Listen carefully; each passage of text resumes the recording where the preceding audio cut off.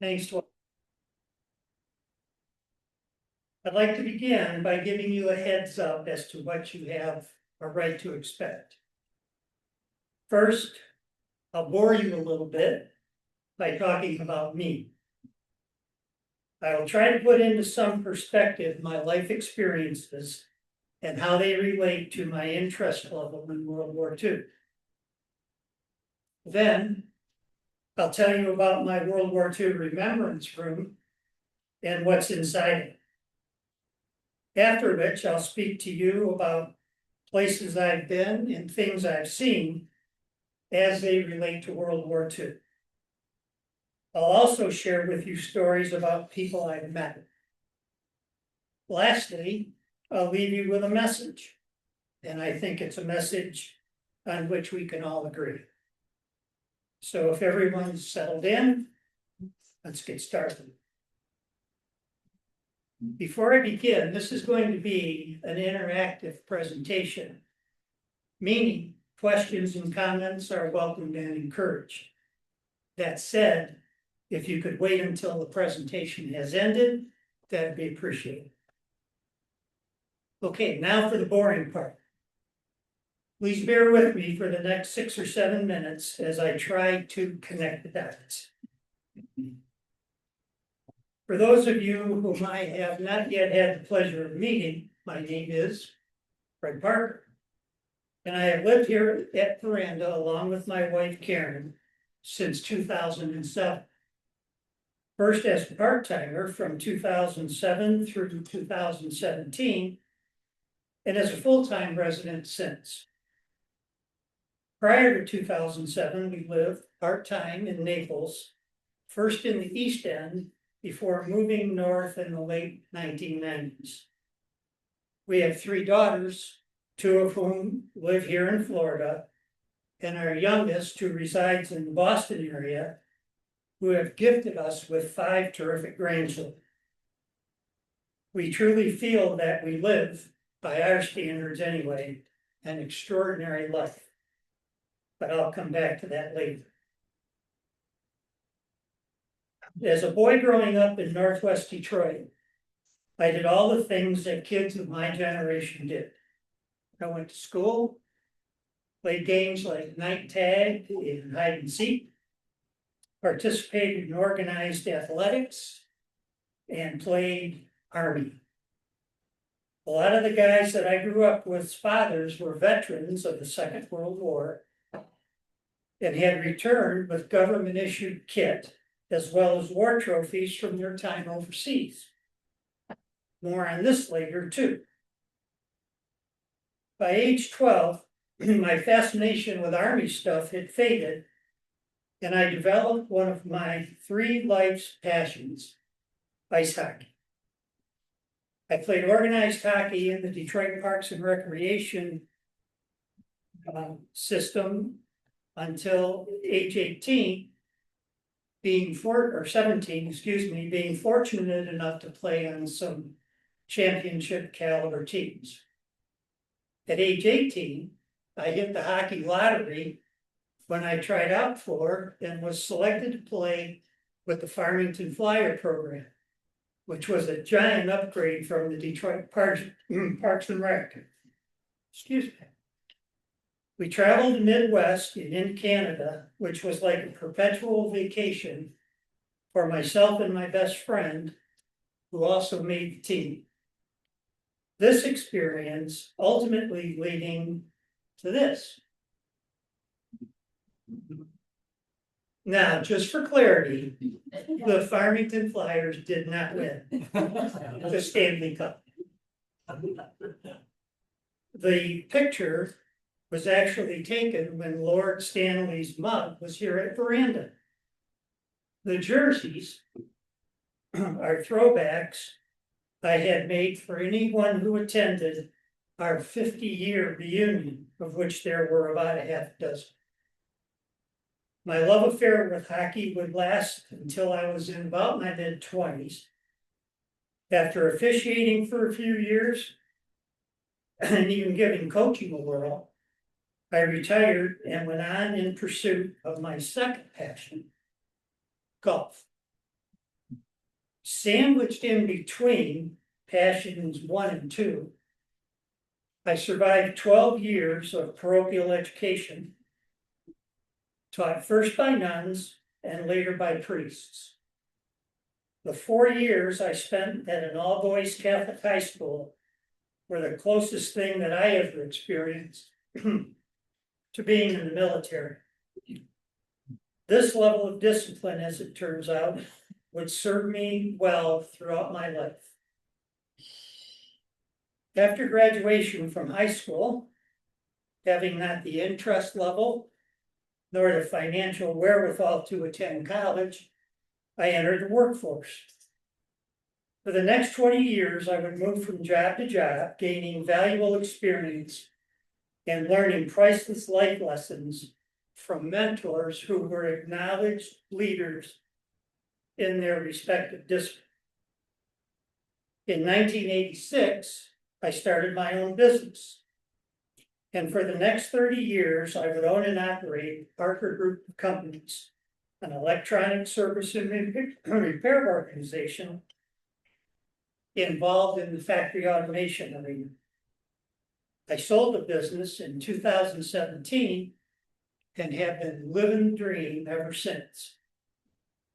1986, as it turns out, was a pretty good year for me, as it was also the year I got sober and have remained so today, one day at a time.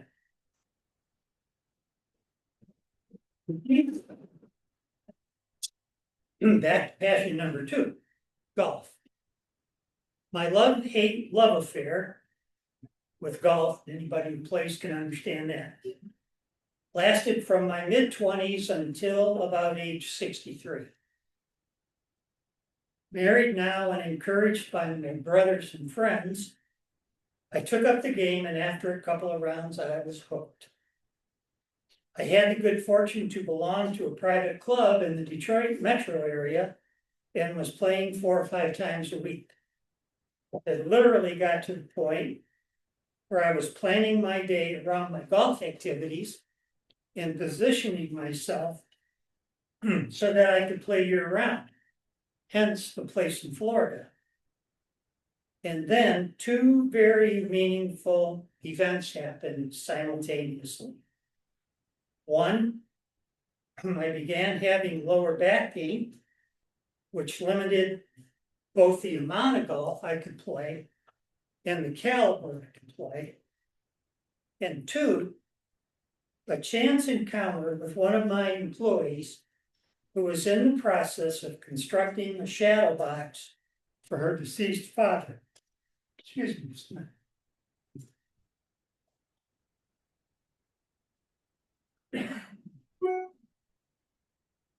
Excuse me, her deceased father-in-law. And for those of you who may not know, the shadow box is exhibited as a way of exhibiting, among other things, military decorations and awards. I'm going to revert back now to my playing Army days here for just a moment. Like some, maybe most of you, my parents were members of what has come to be known as the Greatest Generation. I believe that they are referred to as such for good reason. Think about it. By the time they were 25 years of age, and Karen and I have a granddaughter older than that, most of them had survived the Great Depression and a World War. Those who served, some of whom experienced unspeakable horrors, came home, matriculated into society, and lived wholesome, productive, prosperous lives, and never said boo about it. Even as a youth, I have always had a profound admiration and deep respect for anyone who dons a uniform in defense of their country. Now back to the shadow box. Armed with a concept, I decided that I would create one generic shadow box that would show appreciation to all who served during World War II. My shadow box would be different from what is traditionally done, in that I would write a narrative that would complement the medals and decorations inside. My initial effort looks something like this. Sitting over here on the table. The narrative contained within reads as follows.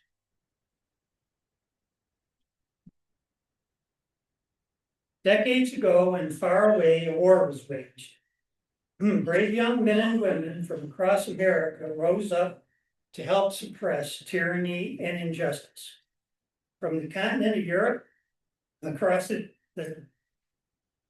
deserts of Africa, to the islands of the Pacific, countless casualties were inflicted on American servicemen and women. Too many made the ultimate sacrifice in defense of freedom. After experiencing unthinkable horrors, most returned home and matriculated into society to lead productive and normal lives. Those who fought and died, in fact, all those who served in World War II, are part of what has come to be known as the Greatest Generation. The debt of gratitude that this generation and generations to come owes can never be repaid, but we can remember.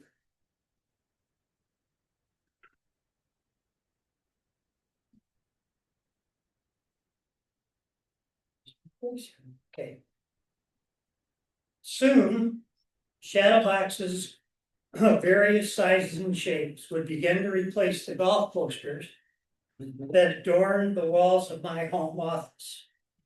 It was now officially the third and probably last great passion in my life was in full bloom. I was on a mission comprised of three parts, not necessarily in order of importance. One, tell a story in layman's terms about World War II and the impact it had on the world as we know it today. Two, show appreciation to a generation of real-life American heroes and to a bygone era that bears little resemblance to the world as we know it today. And three, keep the memory alive. I believe that it is a top priority that my children and my children's children know who their grandparents and great-grandparents and countless people like them were, what they stood for, and what their contributions to society were. Fast forward to today. And what started out as a modest tribute of a few shadow boxes to World War II veterans and their contributions to the American way of life has morphed into my World War II remembrance room. The plaque leading into the room was made by a lifelong friend of mine who is a United States Marine Corps veteran. Now, let me start by saying that I'm not a collector. I am not a military barterer. I do not buy and sell and trade. 99% of what I acquire, regardless of how it came into my possession, is retained in my room. I do not do this for profit. I clearly stated my motives earlier.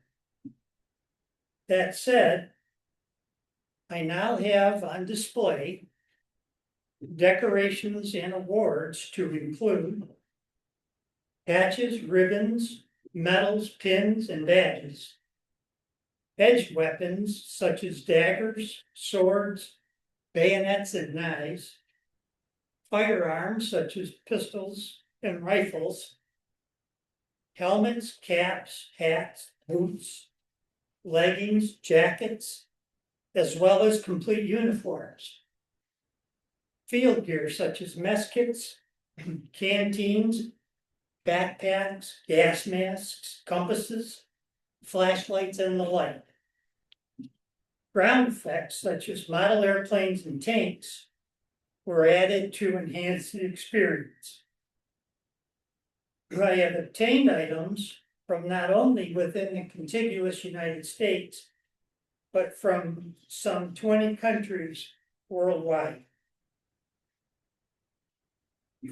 I have also personally visited, along with Karen, about a dozen European countries in an effort to deepen my understanding of the events of the story that I am trying to tell.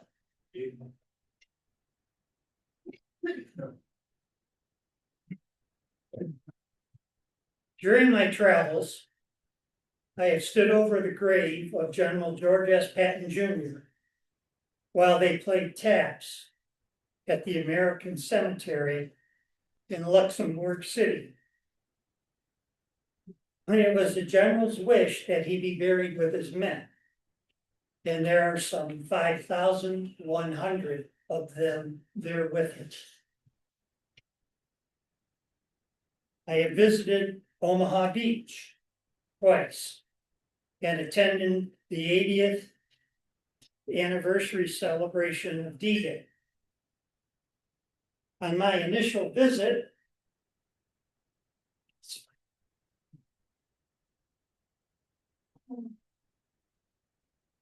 I don't know if you can, well, I guess it's not. On my initial visit, I buried a soldier's medal in the sand. That's this one here. Okay. In remembrance of all the troops that never made it off the beach, who never had the opportunity to grow old.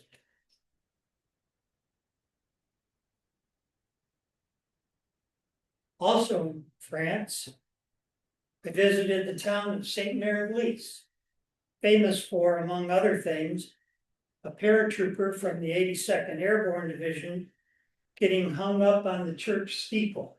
I don't know if you can see him, but there's a mannequin hanging from the church steeple by his parachute.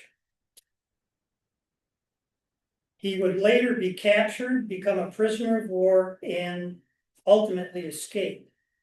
For you movie buffs out there, this scene was depicted in The Longest Day with Red Buttons playing paratrooper Private John Steve.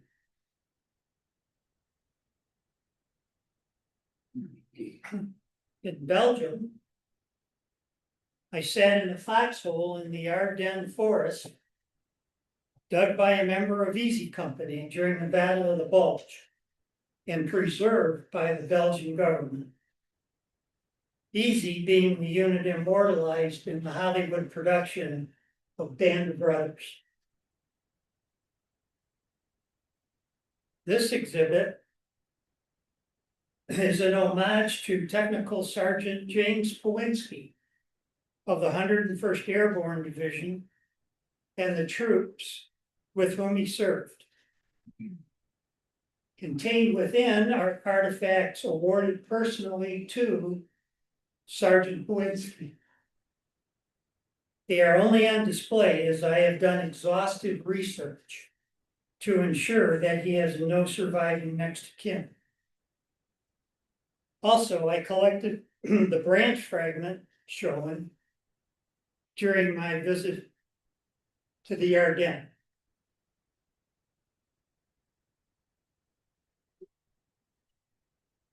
In France, I visited the memorial to the leader of Easy Company, Major Richard D. Winters, at the site where his valorous actions earned him the Distinguished Service Cross Medal, our nation's second highest award for valor, second only to the Medal of Honor.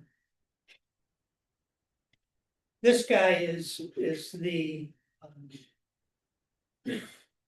leader of Easy Company, and the whole Band of Brothers thing kind of revolves around him.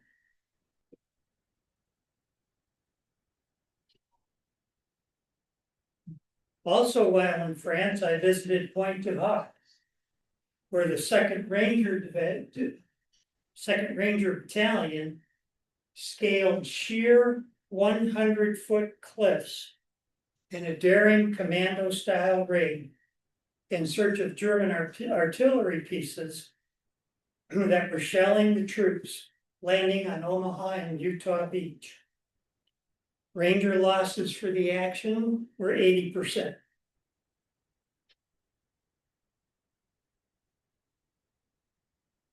In the Netherlands, I stood in a German fortification that was part of the fabled Atlantic Wall.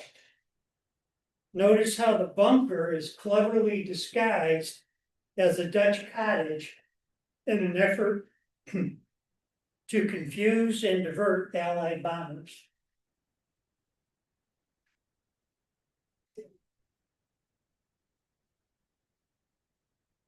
While in Normandy for the 80th anniversary celebration of D-Day, I had an opportunity to spend a few minutes with this gentleman, a highly decorated member of the Canadian Second Army.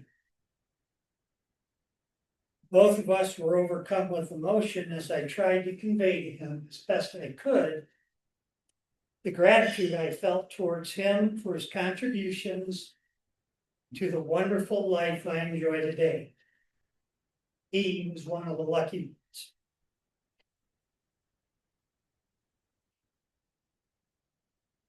ones. Also, while in Normandy, I paid my respects at the American Military Cemetery near Colville-sur-Mer, where I witnessed row upon row of grave markers of the fallen.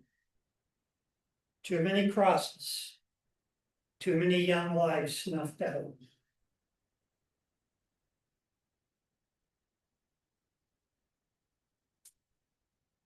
This exhibit honors Private John Sotnick, service number 36471395. Private Sotnick served with the 32nd Infantry Division, 127th Infantry Regiment in the Philippines in the Pacific Theater of Operation. While on patrol, clearing out the last remnants of fanatical Japanese pockets of resistance during the waning days of the Battle of Luzon, he was shot by a sniper and killed in action. 23 April 1945, a few scant months before the war's end. He left behind a grieving widow and two small children. John Sotnick was the husband of my father's sister, my aunt. Such is the horror of war.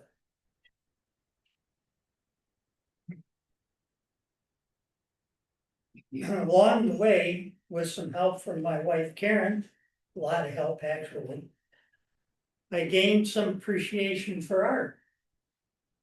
In Bruges, Belgium, I saw Michelangelo's Madonna and Child, familiarly known as the Bruges Madonna, and in Ghent, witnessed Van Eyck's Adoration of the Mystic Lamb, or Ghent altarpiece. Both pieces were pirated by the Nazis and recovered by the Monuments Men, also made famous by Hollywood, from the Altusay salt mine, which is where they were recovered, which Karen and I visited this past September, standing in the very room from which the treasures were recovered.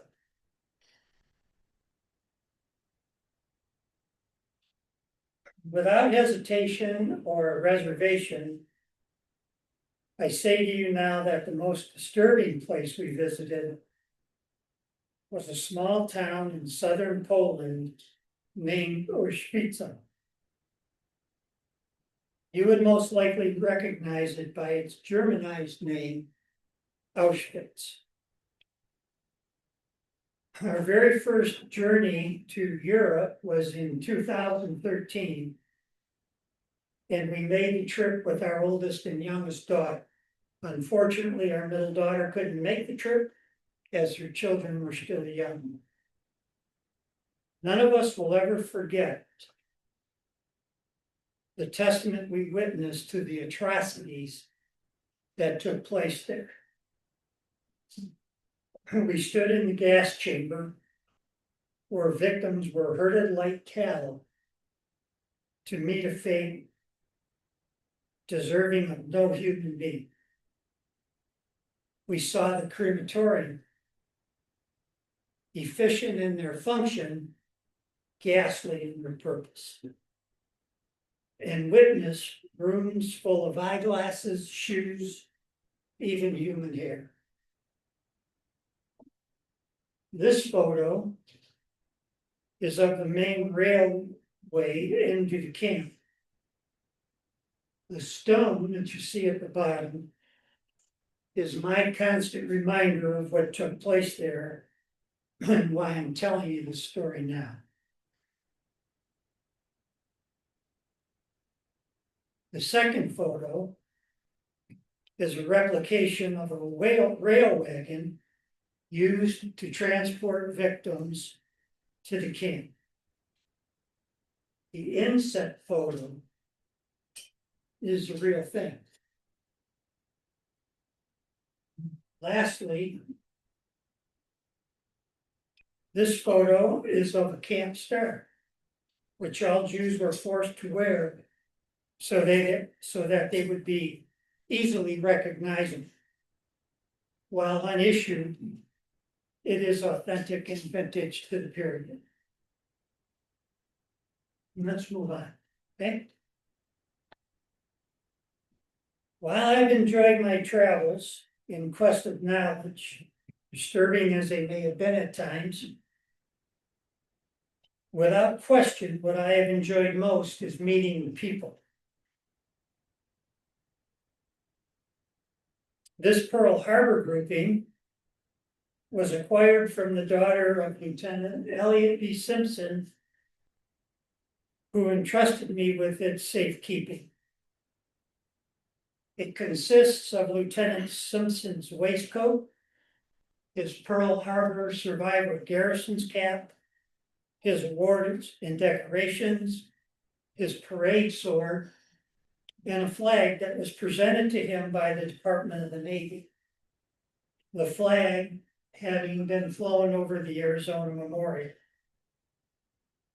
Though in dry dock for repairs during the attack, Lieutenant Simpson's ship, the USS Argonne, was credited with the kill of Japanese Zero.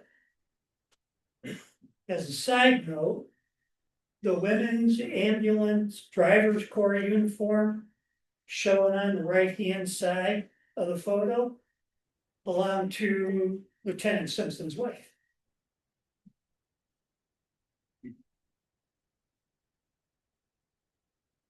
This grouping is patterned after Captain George W. Moore.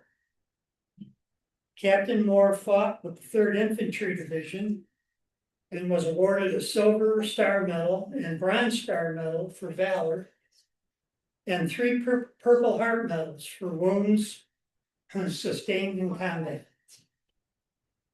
He also had the distinction of leading a company that paralleled Audie Murphy, the United States Army's most highly decorated combat soldier of World War II. The 3rd Infantry Division had more Medal of Honor awardees, including Audie Murphy, than any other combat unit during World War II. While not a recipient himself, Captain Moore is mentioned numerous times in a book memorializing the division's history titled Against All Odds, which describes the captain as a take charge guy who inspired confidence. I met the captain's wife, Joan, and spent numerous hours conversing with her about her husband's role in helping to win the war and his subsequent physical deterioration from his wounds after returning home. Prior to his going to war, Bill Moore was a celebrated student athlete at Purdue University. Joan was in her 90s when I met her, and she was, as they say, sharp as a tack and neat as a pin to boot. Joan passed away in 2015, and I still miss her visits.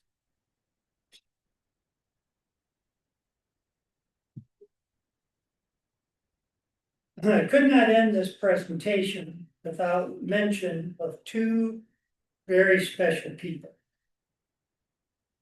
I met Arno Whitbread and Pat Caruso, my heroes, at a military show in St. Clair Shores, Michigan in 2013. They were sitting under a canopy on a hot July day. Arno wore a baseball-style cap that read 101st Airborne Division, World War II. Pat's read Combat Wounded Veteran, World War II. I figured that these were two guys that I just had to meet. As fate would have it, they both lived in a retirement home very near our home in Clinton Township. It must also have been fate that our meeting corresponded with our first trip abroad to Poland, France, and England. I gleaned from our conversations that neither of them had been back to Europe since the war.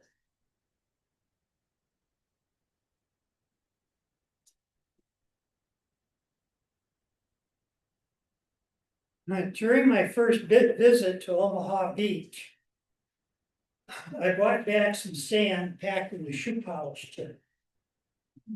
Upon my return, I presented each of them with a small vial of sand along with the narrative I had written, as well as their respective unit shoulder insignias. The retirement home allowed me to present it to them at lunch, so it was really kind of a big deal.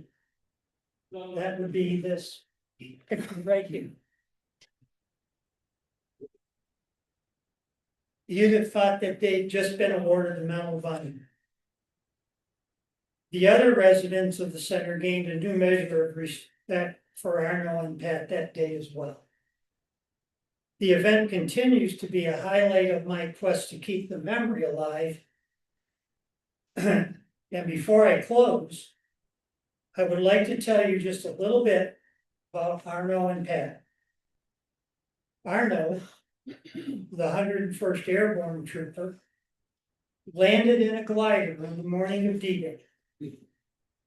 Not only did he survive this ordeal, but he also participated in Operation Market Garden, the Battle of the Bulge, of which we had numerous conversations, and ultimately closed out the war with the 101st at Berchtesgaden, Adolf Hitler's retreat in the Austrian Alps, which Karen and I also had the opportunity to visit in September.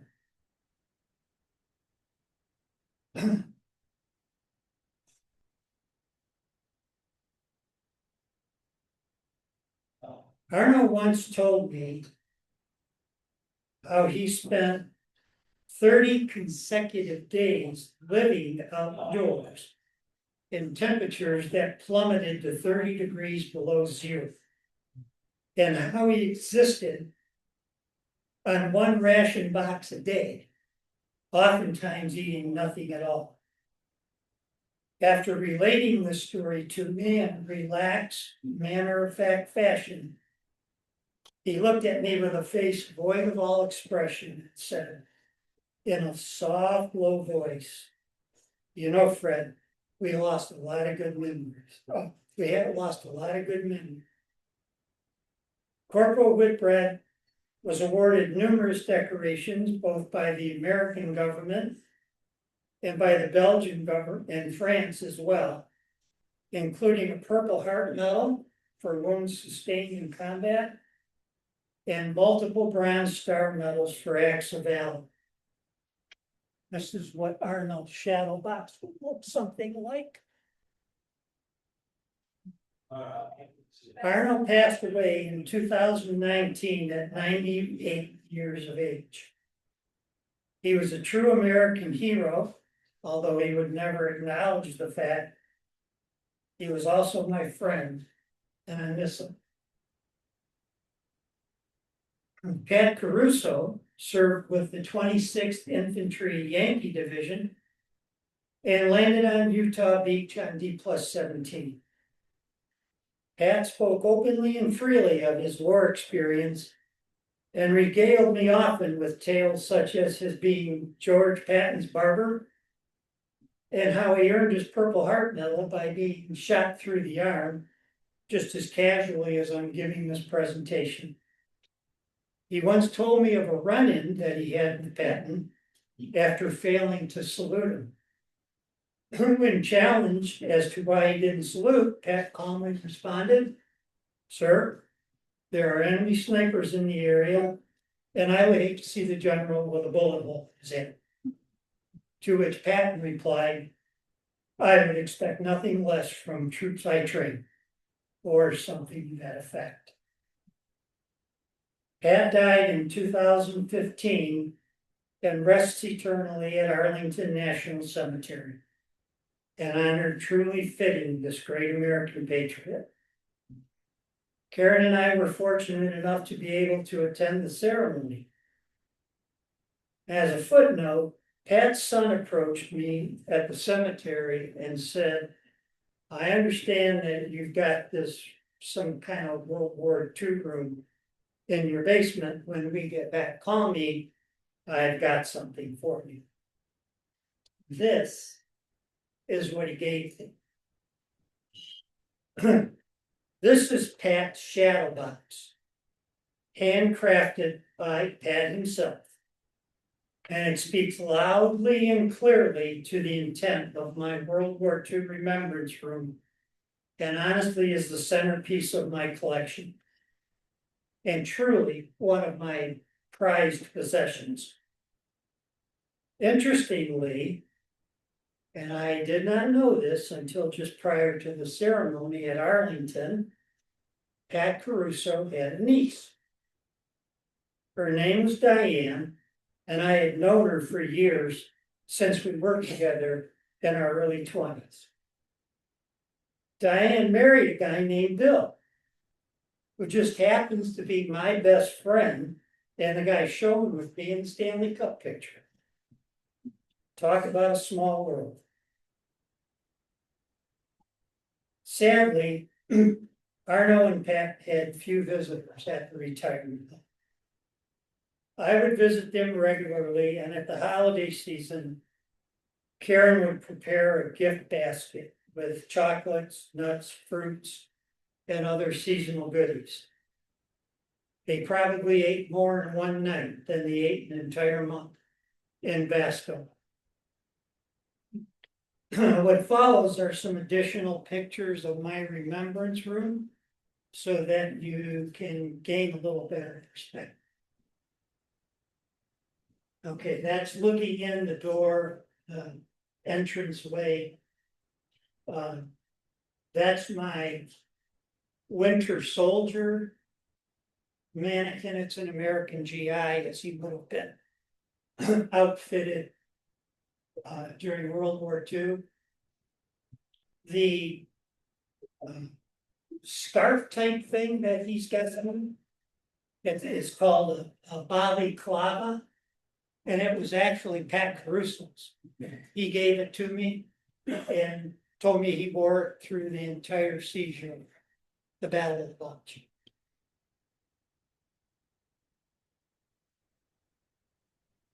That's my Japanese major private outfit. All of this stuff, by the way, is authentic and genuine to the World War II era. So that uniform and everything on it dates back to sometime prior to 1945. The boots on that mannequin, I found in Japan, and they were literally destroyed, which is why, in fact, the guy that advertised them as junk. And that's kind of why I want them. The soles of those boots are literally burned off. Now, I'm assuming, and I don't know this for a fact, but I'm assuming that that guy fought somewhere in the Pacific. Okay, and I think it just speaks to the conditions that these guys fought and lived and died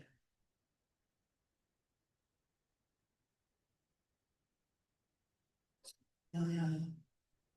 The mannequin here is a Army Air Force enlisted man's setup, and the tunic actually was worn by Karen's best friend, Joan Stauffenberg's dad during World War II. And there's, I mentioned earlier that I had added these planes and tanks and whatnot, things I call ground effects. That's a B-17 bomber and a Sherman tank there on the corner of the bookcase. That is a German infantry major's uniform. And again, everything there is genuine and period correct. I think that's the next one.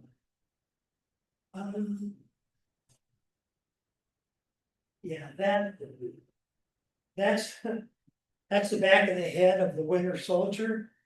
The rifle on the top in the corner of the room is a Russian sniper rifle.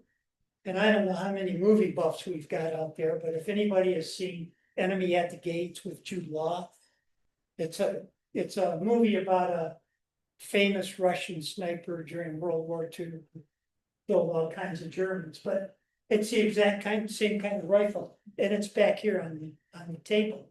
If anybody wants to take a look at it. Okay. So, who will remember the Arno Whitbreads, Pat Caruso's, and all the other American patriots who put their lives on hold to fight tyranny half a world away, a near century ago, either in Europe or in the Pacific 20 years from now? If we don't do something to keep the memory alive, the sad answer to that is no. My fear is that in years to come, World War II will be nothing more than a couple of paragraphs in some history books. I, for one, am going to do my bit to see that doesn't happen. One more last thing. Some in the military community think that it's okay to collect engraved medals. I do not. Medals for valor are engraved on the reverse side of the recipient's name. For those who might not know that. Some years back, I obtained a Bronze Star Medal and a Purple Heart Medal engraved with the name of an individual who survived not only the Bataan Death March, she also survived and was a rescuee from the Japanese prisoner of war camp at Cabanatuan in the Philippines, which was scheduled to be liquidated by the Japanese in short order. He is referenced in a book about these events entitled Ghost Soldiers. There's also a movie entitled The Great Raid, starring Benjamin Bratt as Colonel Henry Mucci, commander of the 2nd Ranger Battalion, the unit that effected the raid. Amazingly, 550 prisoners, the entire camp, were rescued. The entire Japanese garrison was eliminated, and 2nd Rangers suffered an astonishing 2 casualties. Both the book and the movie are fair representation of the event. Post-liberation, Carno R. Elkins of Tallahassee, Oklahoma, finished out the war and went on to be a careerman, retiring from the United States Army as a master sergeant, serving in Korea as well. After exhaustive research, I was able to locate his daughter, Donna Landon, living in the Dallas, Texas area. She is the youngest of his 6 children. This past January 30th, Karen and I traveled to Dallas and returned the medals to their rightful owner. Skeptical at first, Donna was appreciative of my efforts to return the medals to her and spoke lovingly of her father. That's hers again. She informed me that her dad was awarded his Purple Heart Medal for wounds inflicted while beaten and tortured by the Japanese during his 3.5 years in captivity. The Bronze Star Medal he was awarded for actions during the escape or the rescue, having sustained multiple broken ribs as a result of colliding with a fence post and having severe difficulty breathing. He retreated to assist those physically incapacitated as a result of the treatment they received at the hands of their captors. In an extraordinary exhibition of empathy and compassion, Donna related to me that her father bore no malice towards his captors, feeling sympathetic to those who were just ordinary soldiers and perished in the raid. Shortly after our return home, I received a text message from Donna telling me that there must have been some irony in our meeting. The day we met, January 30th, was 80 years to the day that her dad had been rescued from the camp. Mission complete. Okay, this is one more last. I would like to thank the Veranda Community University Deans, Stephanie Levin, Susan Chaming, Alice Borowski, and Kathy Brummer, for affording me the opportunity to speak.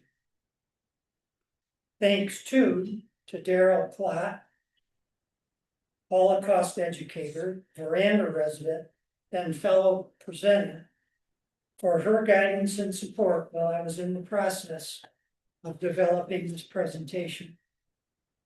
I would also like to thank those who encouraged me to do this, particularly my neighbor and friend, Margie Folker, Karen's lifelong friend, Joan Stauffenberg, and lastly, our 3 daughters, Teresa, Colleen, and Catherine. Finally, a special thanks to my wife, Karen, for her patience and understanding while I once again chased my dream. Thank you for your time. If you, good morning, good morning.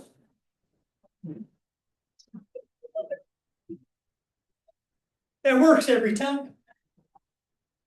But thank you for your time. If you enjoyed any part of this presentation, do me a favor. Actually, do me 2. First, the next time you have an opportunity to thank a veteran for the freedom you enjoy and the fantastic life you have, do so. In fact, are there by any chance any World War II veterans in the crowd? How about Korea?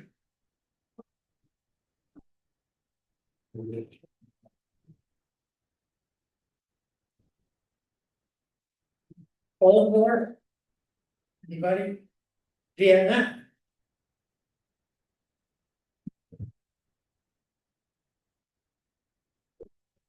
How about the global war on terrorism? Iraq, Afghanistan?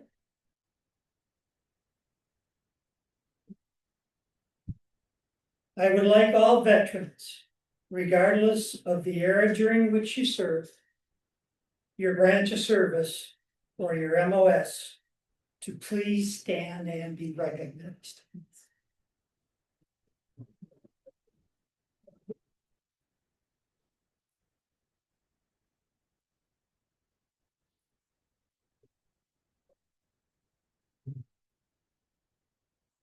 Thank you all for your service and dedication to duty to our great country.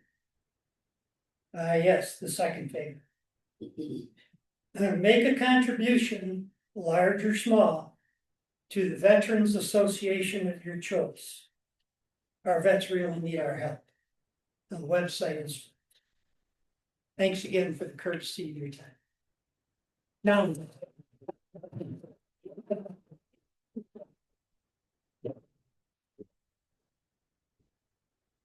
Open for questions if anybody has any. Yes, ma'am. What will you do with all of them? I actually have.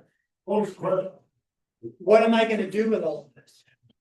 Well, I love that you do, I love that you got this, but I'm assuming somebody's gonna want this. I have an exit strategy that is about 3 tiers deep. And it actually starts with our 10-year-old grandson.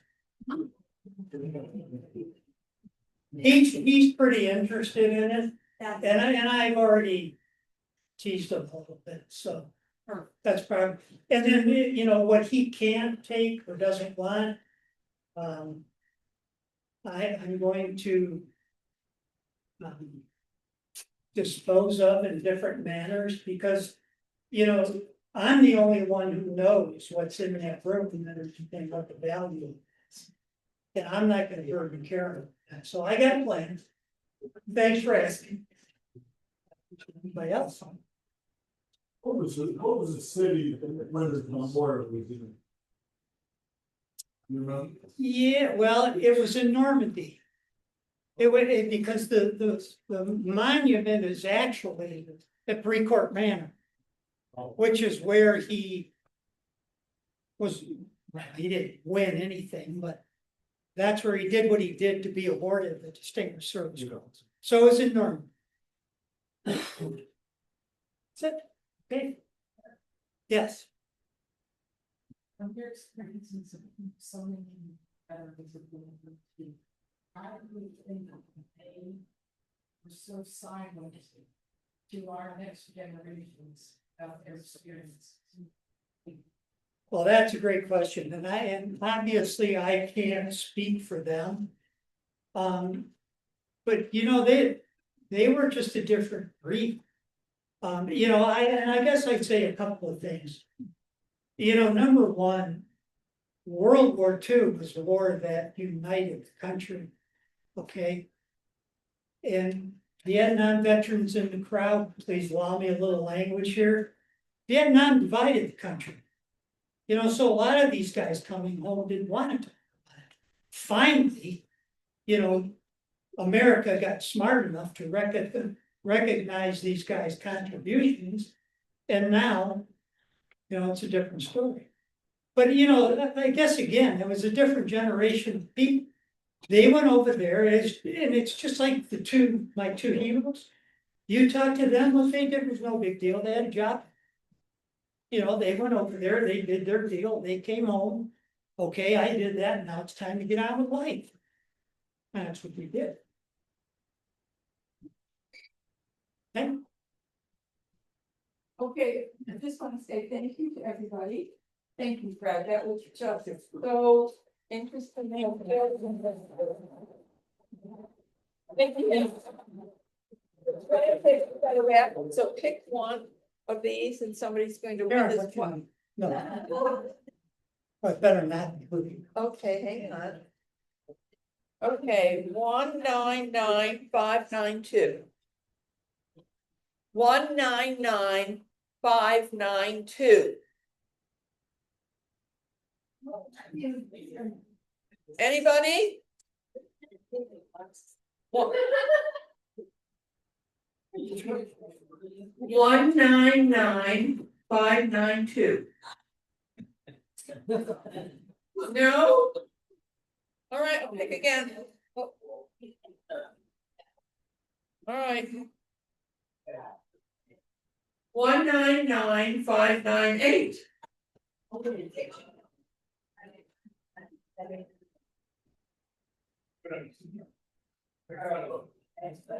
Somebody?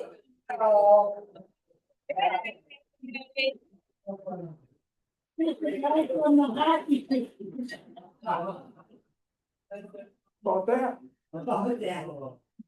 Thank you. What did you say? Thank you all. Hope to see you in January.